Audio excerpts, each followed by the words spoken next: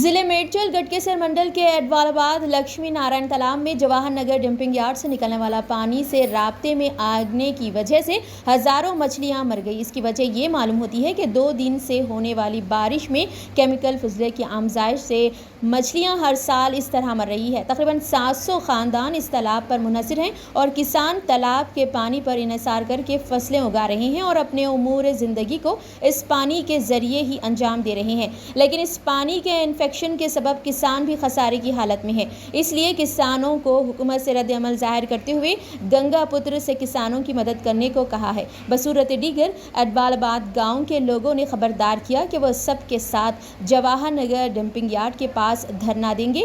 Bureau report, crime control news, Hyderabad. చెరువు ఎదిలాబాద్ గ్రామం గట్కేసర్ మండలం జిల్లా మేడ్చల్ మల్కాజ్గిరి జిల్లా। ఈ యొక్క లక్ష్మీనారాయణ చెరువు దాదాపు కొన్ని వందల సంవత్సరాల నుంచి మా యొక్క జీవనాధారం, మా మత్స్యకారుల జీవనాధారంగా మేము జీవిస్తున్నాము। దాదాపు 600 కుటుంబాలు ఈ యొక్క వృత్తిపైన ఆధారపడి జీవిస్తున్నాము। మరియు వ్యవసాయపరంగా ఎన్నో సంవత్సరాలుగా ఈ యొక్క ఎదిలాబాద్ గ్రామం ఇక్కడ ఉన్నదంటే దానికి ముఖ్య కారణం ఈ యొక్క ఎదిలాబాద్ చెరువే। ఈ యొక్క చెరువు ఈరోజు మొత్తం కలుషితకార రసాయనాలతోటి ఈ యొక్క మన జవహర్ నగర్ డంపింగ్ యార్డ్ తోటి మొత్తం పూర్తిగా కలుషితమైంది। మొన్న కురిసిన అకాల వర్షానికి ఈ యొక్క ఎదిలాబాద్ చెరువులో దాదాపు లక్షలాది రూపాయల చేపలు చనిపోయాయి।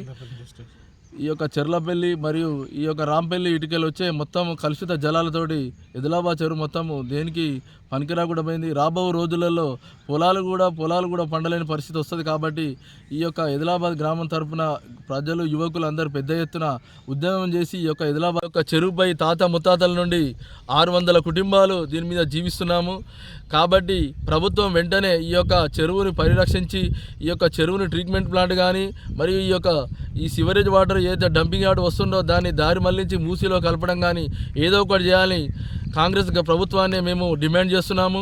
ఈ యొక్క కుటుంబాలు మొత్తం జీవనాధారం కోల్పోతాం కాబట్టి ప్రభుత్వ పరంగా మమ్మల్ని ఆదుకోవాలని సవినయంగా వేడుకుంటున్నాం।